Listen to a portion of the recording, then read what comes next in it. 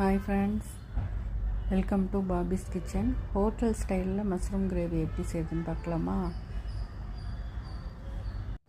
First ஒரு masala ready பண்ணிக்கணும். அதுக்கு கொஞ்சம் வறுத்த வெங்காயம் போட்டுக்கோங்க, பாதி வெங்காயம், இஞ்சி, பூண்டு, காஞ்ச மிளகாய் போட்டுக்கோங்க 4.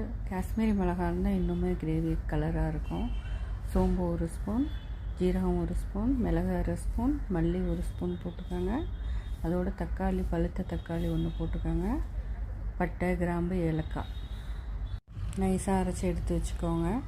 1 ஸ்பூன் நெய் விட்டுக்கோங்க. அரைச்ச விழுது அதில் போட்டுக்கோங்க. அரைச்ச விழுது அதில் போட்டு நல்லா கலந்து விட்டுருங்க.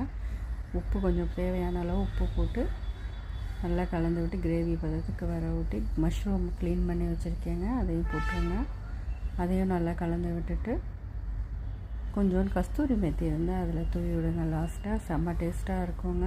நீங்களும் ட்ரை பண்ணுங்கள். பிடிச்சிருந்தால் லைக் பண்ணுங்கள், ஷேர் பண்ணுங்கள்.